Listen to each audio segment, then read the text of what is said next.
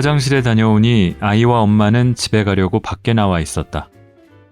언젠가 또 동네에서 마주치길 기대하며 헤어졌다.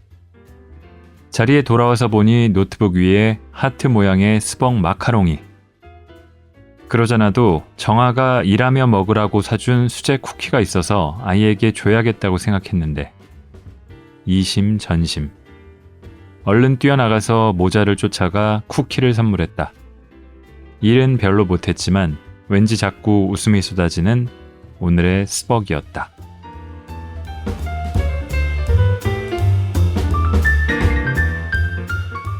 골라듣는 뉴스룸 책 읽는 순간 북적북적입니다. 저는 심영구 기자입니다.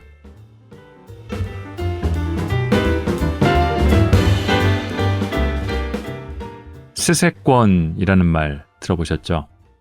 스타벅스와 역세권을 합친 말로 스타벅스가 얼마나 가까이 있느냐도 어쩌면은 부동산 가격에 반영될 수도 있는 중요한 편의시설의 조건이다. 이런 농담 같으면서도 진담에도 가까운 그런 말입니다. 그만큼 스타벅스가 2023년 우리의 삶에 깊숙이 들어온 것 같습니다. 바로 얼마 전에 제가 오래 다니던 이 회사에 스타벅스를 비롯한 여러 식당들이 들어서면서 조금 과장하면은 상전벽해 같은 느낌을 좀 받았습니다. 내가 1층에 스벅이 있는 회사에 다니다니... 이 스타벅스를 포함해서 제가 이렇게 떠올려 보니까 회사 근처에 걸어서 가본 적이 있는 스타벅스만 8곳이나 됩니다. 최대 거리는 한 걸어서 15분 정도인 것 같아요.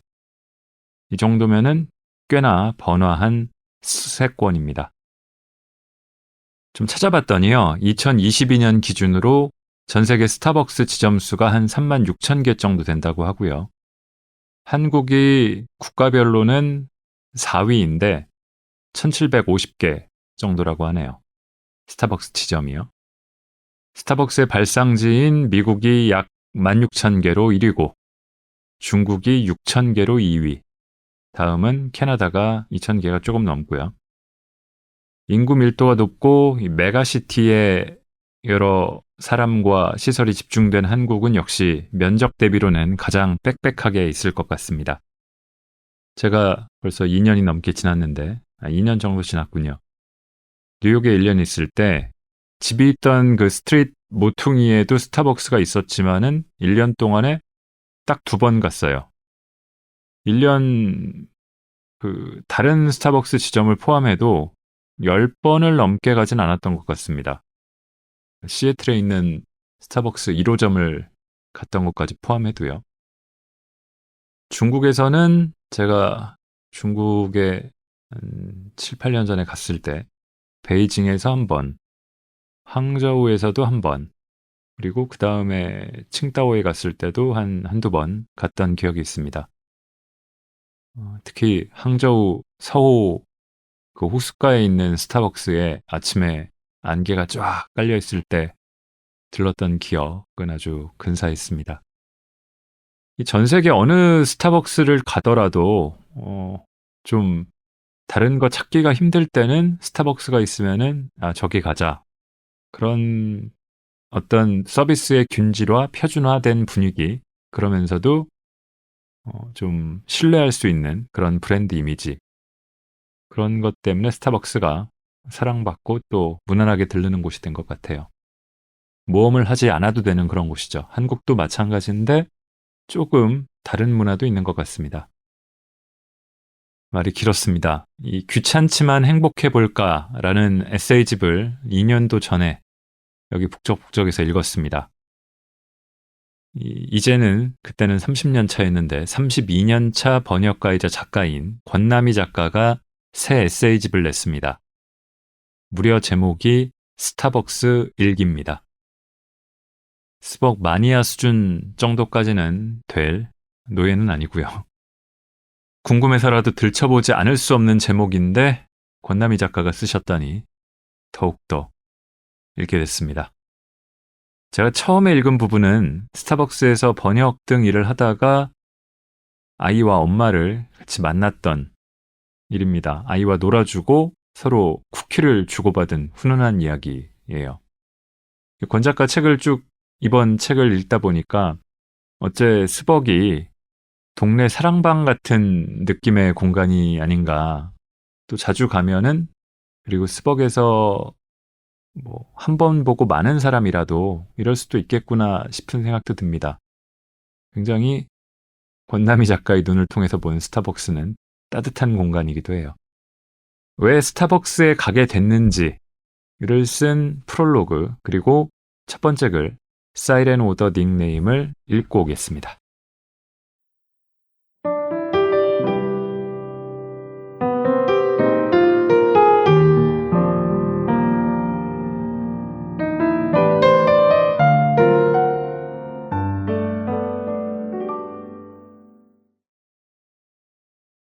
(3년) 전 반려견 나무가 무지개 다리를 건넜다.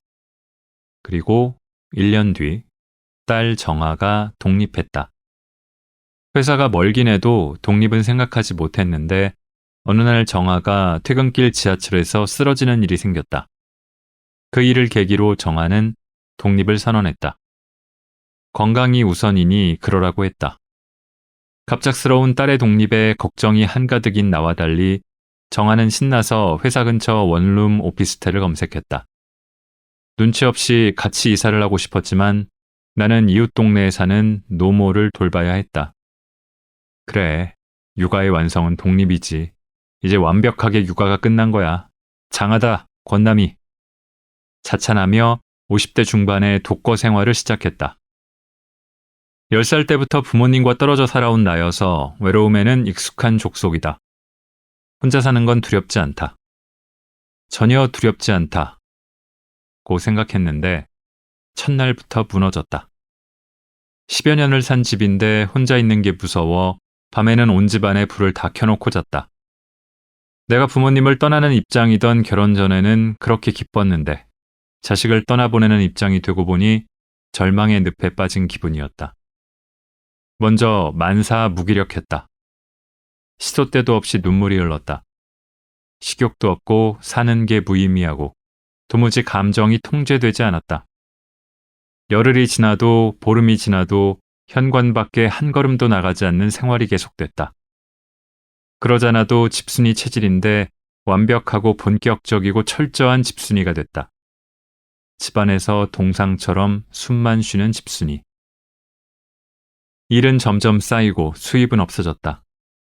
무엇보다 우리 나무 이야기를 쓰기로 계약해서 마감이 가까운데 글이 써지지 않았다.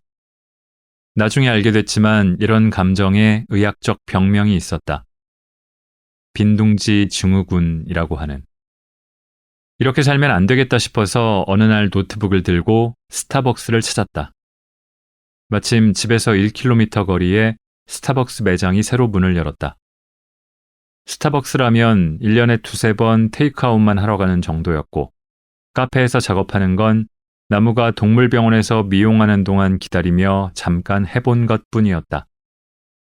눈치 없이 젊은 사람들 사이에 껴서 이래도 되나? 바짝 쫄며 들어갔다. 다행히 이른 시간이어서 손님이 별로 없었다.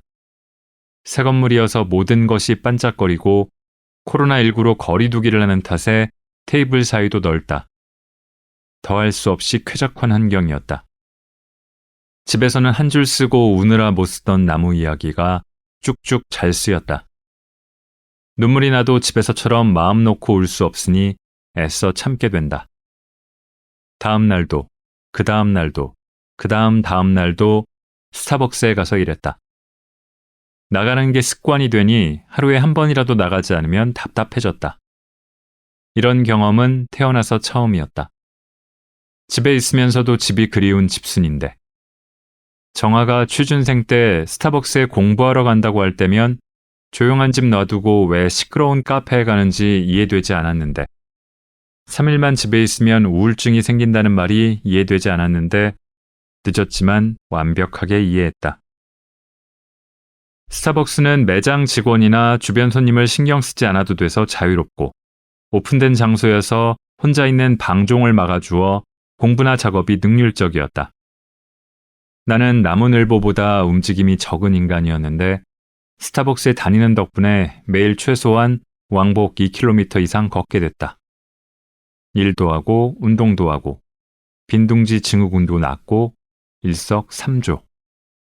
나의 스타벅스 일기는 이렇게 해서 시작됐다.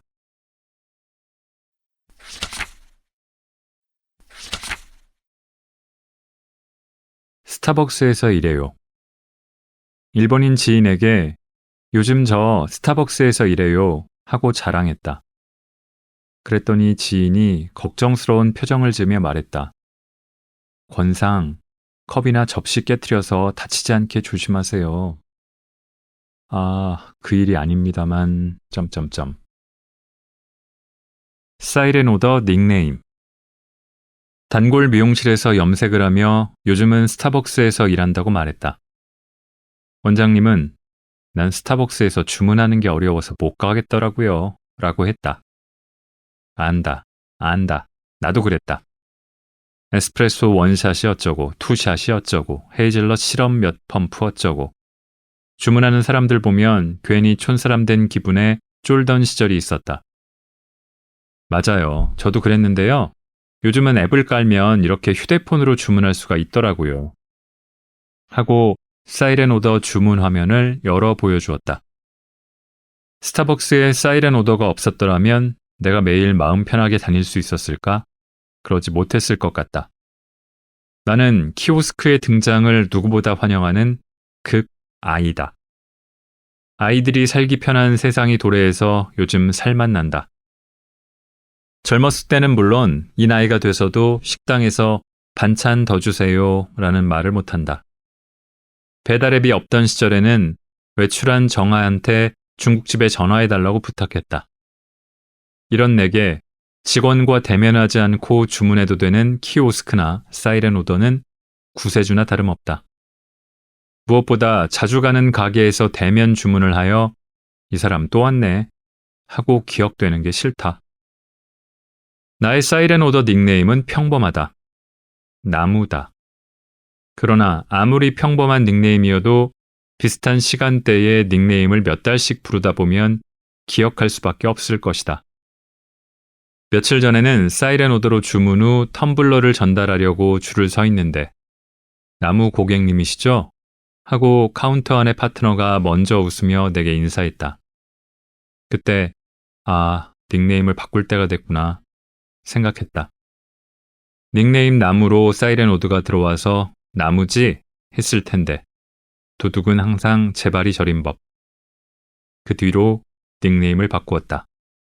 트리로. 인생은 거기서 거기죠.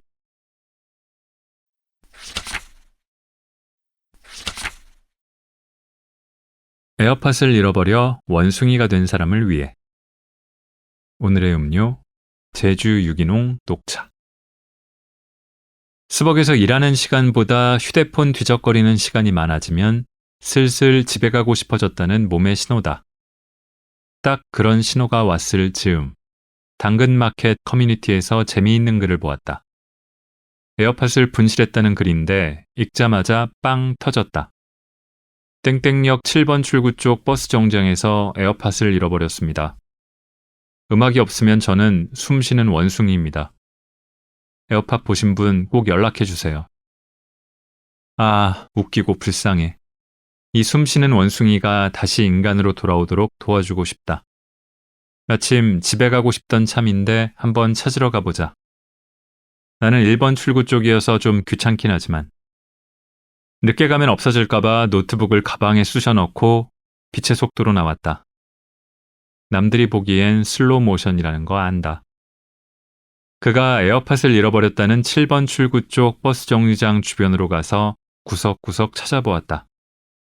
버스를 기다리던 사람들이 뭘 찾는지도 모르면서 같이 바닥을 두리번거렸다.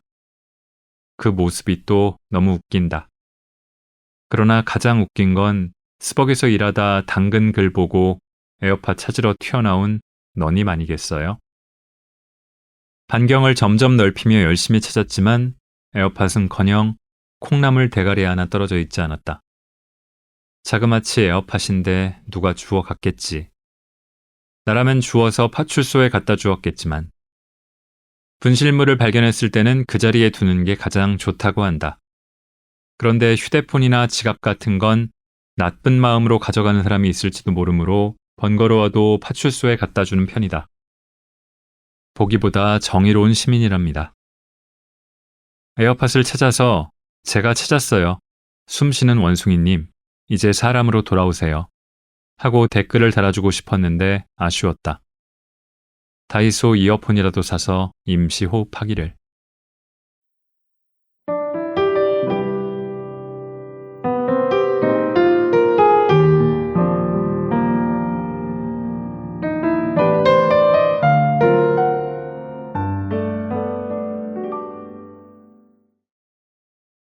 이 책을 쭉 읽으면서 이런 식의 정말 날짜와 그런 건 들어가 있지 않지만 일기입니다. 정말 매일 덜어 거르는 날도 있었겠지만 매일이다시피 스타벅스로 출근을 하면서 그날 작업했던 것들, 그날 겪은 일들, 그날 생각한 것들을 하나씩 적어 가신 것 같다는 느낌이 들어요. 겨울, 봄, 여름, 가을 이런 식으로 계절별로 1년에 걸쳐서 썼던 일기를 테마로 묶기도 했고요. 읽으면서 저의 스타벅스 일기를 쓴다면 하는 생각이 들었습니다. 저도 아닌 게 아니라 이런 류의 에피소드들이 꽤 있는 것 같다는 생각이 들었습니다. 이를테면은 제가 한창 외근을 하던 취재기자 시절에는 지금은 내근을 하고 있지만 그때는 제가 담당하는 부처들이 기관들이 다 세종시에 있다거나 멀리 있다거나 그런 곳들이 많아가지고 어디 가 있을 데가 없는 거예요. 회사로 출근하기는 코로나 전이니까 그것도 애매하고 그래서 어디를 가 있지 하다가 자주 갔던 데가 스타벅스였습니다. 그래서 아침에 한 8시쯤에 집에서 나와가지고 어디를 갈까 하다가 처음에는 좀 그래도 교통의 요지 쪽에 스타벅스를 가다가 어떤 때는 그렇게 멀리 가나 싶어서 동네 스타벅스를 가기도 하고 어떤 때는 그래, 오후에는 회사에 가야겠지 하면서 회사 근처에 스타벅스를 가기도 하고 한 번은 제가 좀 일찍 가서 회사 근처에 스타벅스에 노트북을 펴고 앉았는데 출근하던 회사의 다른 분들이 저를 보고서 아니면 스타벅스에 들어와서 저를 만나고 너 여기서 뭐 하냐고 그런 얘기를 들었던 기억도 있고요. 그런 일하면서 갔던 스타벅스에 대한 기억도 있고 요즘에 동네에는 아이와 함께 갔던 작년과 올해 스타벅스가 기억에 많이 남습니다.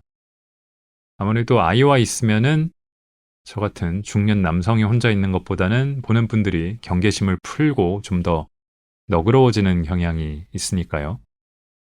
동네에 특히 자주 가는 스타벅스는 저희 아이가 좀 잘 웃어가지고 직원들이 알아보고 인사하면서 잘 웃는다고 칭찬도 해주고 예쁘다고 하고 그러니까 저도 자연히 직원들에게 한 번이라도 더 웃게 되고 그런 추억도 쌓였고요.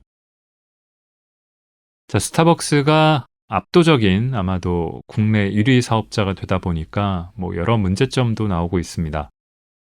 직원 처우 문제가 불거져서 2년 전에는 시위를 벌이고 있기도 했죠, 직원들이. 트럭 시위를 벌이기도 했고 사이렌 오더 같은 서비스가 얼마나 기다려야 되는지에 대한 정보가 없고 또 취소를 할 수 없다 보니까 여기에 대한 불만도 좀 나오고 있고요. 그럼에도 이 스타벅스라는 표준화된 공간과 서비스 그리고 그 공간이 주는 안정감, 아늑함 그래서 여기서 공부를 하거나 작업을 하거나 스터디를 하거나 아니면 을에 들르거나 하는 분들이 너무 많아졌죠. 얼마나 더 이 스타벅스의 지배력이 계속될지는 모르겠다는 생각은 들지만 한동안은 가지 않을까요? 커피에 갑자기 무슨 일이 생기지 않는 한 커피 말고 다른 것들도 많이 파니까요. 그래서 그런저런 생각들을 많이 하게 만드는 스타벅스 일기 같은 책도 나오고요. 그런 생각들을 해봤습니다. 저는 처음에 이 책을 보고서 스타벅스에서 약간 협찬을 하거나 뭐 콜라보 제안 같은 거를 해서 작가님이 책을 쓴 건가 하는 생각도 했는데 그렇진 않더라고요. 출판사에서도 그런 얘기는 없고. 근데 그렇게 해도 굉장히 좋지 않았을까 하는 책의 표지도 스타벅스의 색깔과 스타벅스의 컵과 이런 걸 보면은 스타벅스에 대해 최소한 이런 책을 낸다고 양해는 구하지 않았을까 하는 생각도 들고요. 근데 스타벅스에서 이 책을 단체 구매해서 고객들한테 나눠줘도 될 정도의 스타벅스의 긍정적인 이미지가 굉장히 많이 나오는 그런 책입니다. 다음에 책을 2편을 내실 때는 아니면 뭐 작가님이 마지막에 또 언급을 하시지만 스타벅스 관련된 다른 책을 내실 때는 그런 스타벅스 기업의 적극적인 활용이 함께 들어가면 좋을 것 같습니다. 자, 스타벅스 일기들은 쭉 이 계절별로 읽어보시면은 기회가 될 때 읽어보시면 재밌을 것 같고요. 저는 몇 편과 그리고 스타벅스 일기를 이번 책을 마무리하는 에필로그까지를 읽으면서 저의 이번 주 북적북적도 마무리하겠습니다. 날이 추웠다, 따뜻해졌다, 미세먼지가 심해졌다 말았다 하는데 그래도 편안한 겨울 보내시기 바랍니다. 감사합니다.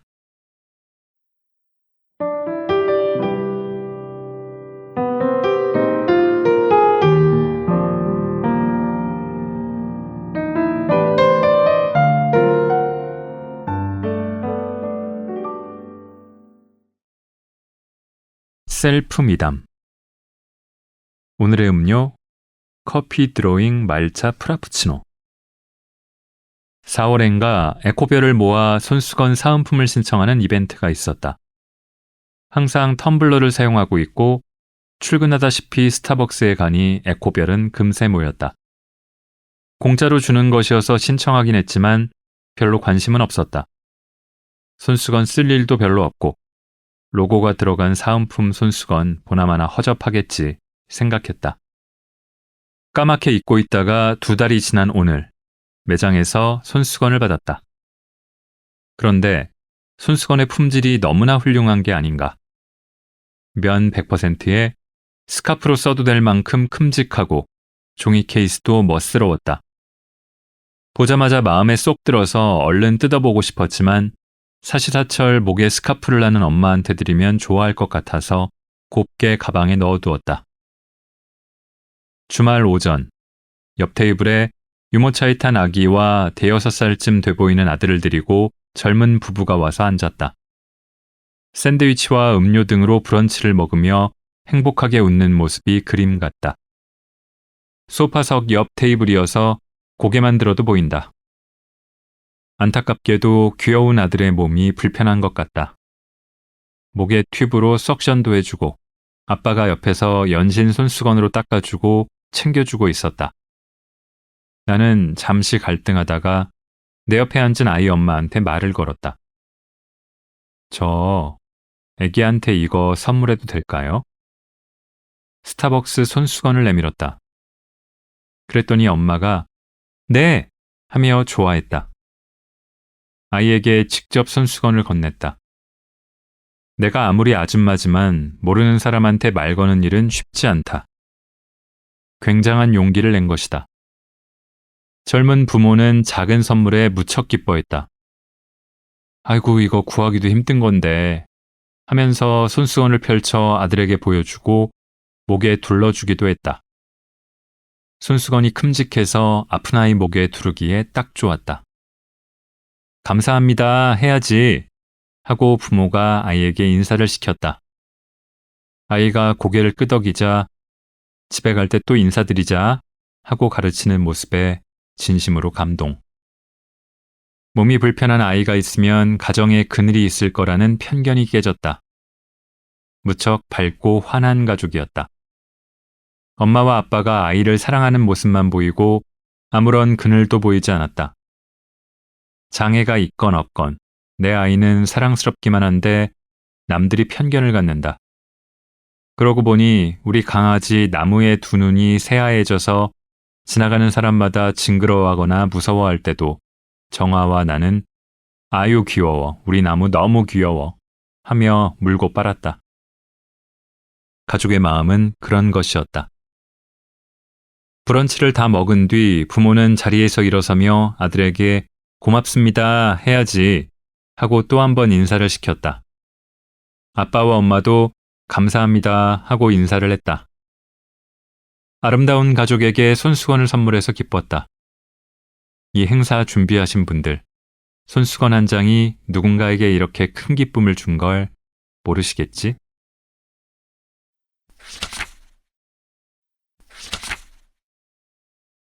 옆자리 아이에게 그림책 보여주기. 오늘의 음료, 자몽원이 블랙티. 소파석 옆 테이블에 귀여운 남자아이가 혼자 앉아 있다. 엄마는 주문한 음료를 받으러 간 모양이다. 아이에게 몇 살인가 물었더니 4살이라고 한다. 예전 나이로 5살인가? 정화가 5살 때를 떠올려 보니 대화가 통할 나이다.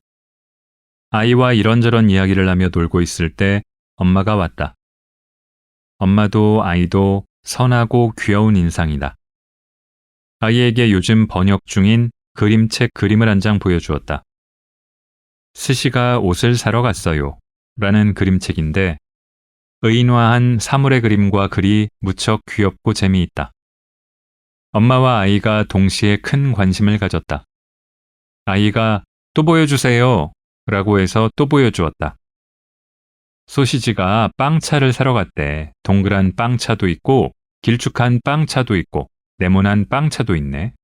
우와, 빵차가 되게 많지? 너는 이 중에서 무슨 빵차 고르고 싶어? 이거요. 아이는 식빵차를 골랐다. 오, 엄청나게 크고 멋진 차 골랐네. 아줌마도 태워주세요. 네. 이건 엄마 상자랑 아이 상자랑 리본을 사러 간 거야. 예쁜 리본들이 많이 걸려 있지? 너는 무슨 색 리본 고르고 싶어? 이거요. 아이는 파란색 리본을 골랐다. 이야, 파란색이네. 진짜 예쁘다. 이렇게 한 페이지 한 페이지 그림책 한 권을 다 보여주었다. 주변에 다른 손님은 없었다. 엄마와 아이와 함께 그림책을 보는데 아이도 좋아했지만 엄마도 큰 관심을 가졌다. 아니나 다를까 이유가 있었다. 사실은 저 출판 편집 디자이너예요.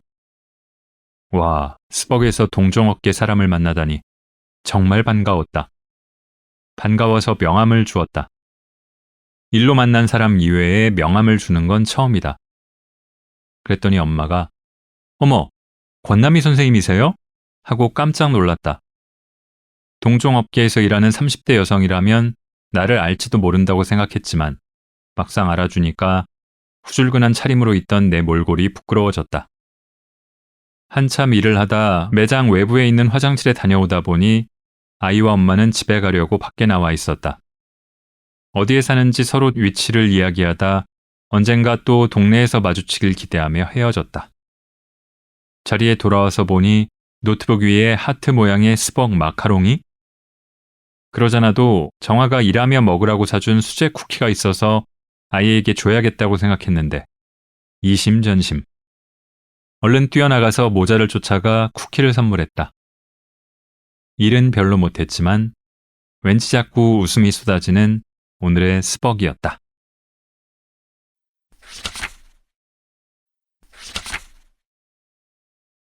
에필로그. 내돈내산 스타벅스 일기. 스타벅스에서 일하는 날마다 스타벅스 일기를 썼다. 처음부터 일기를 쓴 건 아니었다. 스타벅스에서 일하기 시작한 지 2~5달쯤 지났을 때인데 그날따라 옆 테이블에 사람이 자주 바뀌었다. 테이블 간격이 좁아서 들으려고 하지 않아도 옆 테이블 대화는 강제로 들렸는데 어느 순간 뒤통수를 탁 치는 아이디어가 떠올랐다. 아, 스타벅스 오는 사람들을 소재로 연작 단편 소설을 써보자. 제목은 어서오세요 스타벅스입니다. 로. 간단히 스토리도 구상해 보았다. 오, 이거 너무 재밌겠는걸? 쓰지도 않은 책은 내 머릿속에서 이미 베스트셀러가 됐다. 그날부터 스타벅스에서 마시는 음료와 주위 사람들 이야기를 담은 일기를 썼다. 아쉽게도 몇 달 뒤 어서 오세요. 휴남동 서점입니다. 라는 소설이 나왔다. 제목은 포기. 그러나 스타벅스 일기는 계속 썼다. 원래의 목적은 있고 스타벅스 일기를 쓰는 자체가 재미있었다. 초등학교 다닐 때부터 대부분 아이들이 싫어하는 일기 쓰기 숙제를 나는 유난히 좋아했다. 그런 어느 날 모 신문사와 인터뷰를 했는데 기자님이 사담으로 다음에는 어떤 책을 쓸 계획인지 물어보았다. 그래서 스타벅스 일기를 쓰고 있는데 이걸 바탕으로 언젠가 소설이나 에세이를 쓸까 한다고 말했다. 이 한마디가 계기가 되어 2년 동안 쓴 스타벅스 일기가 책으로 나오게 됐다. 유아 때부터 히키코모리에 가까운 집순이의 삶을 지향한 내가 아메리카노도 못 마시는 내가 빈둥지 증후군을 고치기 위해 스타벅스에 다닌 것이 엄청난 결과물을 낳았다. 아마도 나를 아는 모든 사람들이 집순이 권남이와 스타벅스와의 언밸런스함에 경악할 것 같다. 정아는 누구보다 나의 스타벅스 생활을 기뻐하고 응원했다. 기프티카드와 기프티콘을 아낌없이 지원해 주었다. 그런데 스타벅스 일기 원고를 마칠 즈음에 정아는 오피스텔 월세가 터무니없이 올랐다며 만 2년 동안의 독립생활을 마치고 집으로 돌아왔다. 자신에게는 알뜰하면서 엄마한테는 아낌없이 쓰는 것이 눈물 포인트다. 정아가 집에 돌아와서 너무 기뻤지만 너무 기뻐하면 다음에 독립할 때 부담스러워할까봐 적당히 기뻐했다. 책을 쓰며 우리 집을 기점으로 가장 가까운 스타벅스 5곳을 주로 이용했다. 아마도 우리 동네 사람들이 이 책을 읽으면 대충 어느 스타벅스 매장인지 알 것 같다. 혹시 저 아줌마가 그 아줌마인가? 하고 알아보는 분들 계실까봐 책이 나오면 다른 동네 스타벅스로 원정 다닐 생각이다. 어떤 라디오 프로그램에 출연했을 때 PD님이 전국 스타벅스 술래기, 세계 스타벅스 술래기를 쓰면 대박이겠다고 아이디어를 방방 내주셨다. 예전 같으면 말도 안 된다고 생각했을 텐데 스타벅스 일기가 나온 것부터 말도 안 되는 일이어서 슬쩍 미래의 나의 활약을 기대해 본다. 2023년 겨울 이 프리퀀시를 모으며 권남희